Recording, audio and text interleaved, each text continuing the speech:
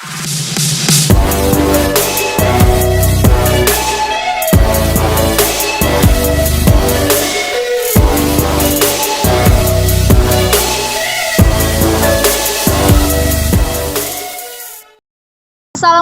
warahmatullahi wabarakatuh. Salam sejahtera buat kita semua. Perkenalkan, kami dari kelompok 7 akan memaparkan mini proyek kami yang kami laksanakan di Istana Maimun. Sebelumnya, izinkan kami memperkenalkan diri. Kami dari kelompok 7 Pendidikan Pancasila. Perkenalkan, nama saya Iren Grace Domine Boru Raja Gugu. Saya dari Prodi Ilmu Administrasi Publik.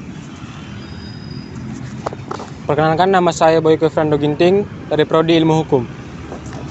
Perkenalkan, nama saya Cindy Kirana dari Prodi Ilmu Hukum. Perkenalkan, nama saya Syafia Amanda dari Prodi Teknik Pertanian dan Biosistem. Perkenalkan, saya Natalia Ruth Priskila Purba dari Prodi Ilmu Hukum. Perkenalkan, nama saya Ardi Junata Tarigan dari Prodi Ilmu Administrasi Publik. Oke, baiklah. Sekian dari kami. Selamat menyaksikan. Apa latar belakang dari Istana Maimun sebagai peninggalan sejarah dari suku Melayu? Oke, latar belakang dari peninggalan suku Melayu ini Istana Maimun. Latar belakangnya adalah yang pertama, mungkin dulu sebelum digunakan sebagai wisata sejarah ataupun museum, Istana Maimun sendiri berpengaruh aktif ya di kota Medan ini sebagai pusat pemerintahan Kesultanan Delhi, yang otomatis sebagai pusat pemerintahan pasti ada kesan tertentu.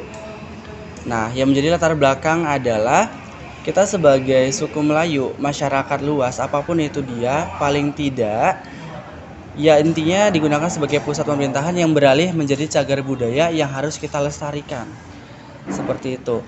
Tidak itu juga, Istana Maimun juga berpotensi penarik ataupun sebagai wisata sejarah yang dimana banyak sekali siswa-siswa ataupun mahasiswa anak sekolah pun itu mencari informasi tentang budaya Melayu di sini.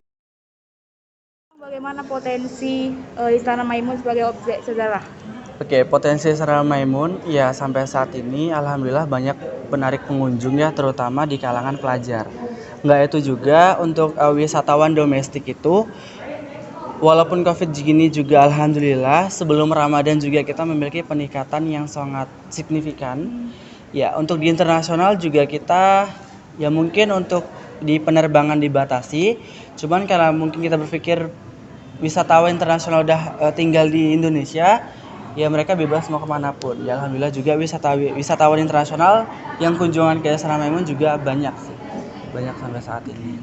Itu dia potensi. Enggak itu juga untuk menarik potensinya itu juga kita beberapa kita marketkan itu melalui media massa, dalam artian ya melalui internet, kemudian dari Instagram, Facebook atau website. Nah, untuk penarikannya itu juga nggak melalui internet, kita melakukan yang namanya sebelum puasa ya, sebelum Ramadan kita juga ada namanya sosialisasi. Sosialisasi apa?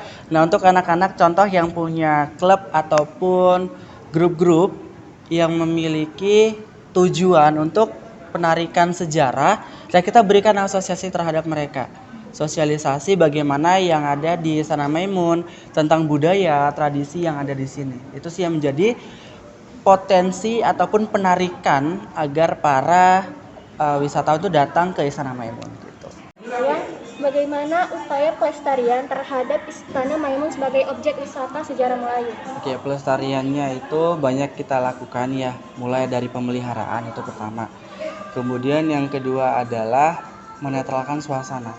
Dalam artian apa? Yang namanya objek wisata pasti kan juga di tamu itu menginginkan keamanan, kemudian kebersihan dan juga kenyamanan. Itu tetap kita lakukan, ibarat kalau kita di bahasanya orang wisata itu sabta wisata. Nah, dari sabta wisata merangkum segalanya. Kemudian untuk pelestariannya juga biar nggak jauh dari budaya yang ada, di Istana Maimun juga kita memiliki yang namanya pertunjukan seni musik, yang dimana tamu itu bisa melakukan aktivitas contoh dia menyanyi ataupun dia menari, bahkan dia memainkan alat musik. Nah, kemudian gak itu juga di sini kita punya penyewaan untuk di baju adat. Nah, yang kita tahu kan pakai baju Melayu itu biasanya di pesta-pesta aja nih. Tapi di Istana Maimun siapapun itu kita bisa sewa dengan harga yang affordable kurang lebih sekitar 50.000 sampai 200.000 ke atas. Dan gak itu juga, di Istana Maimun kita juga menjajakan souvenir yang khas sekali dengan adanya Melayu. Nah, khas Melayu kita mulai peci, kipas dan segala macam.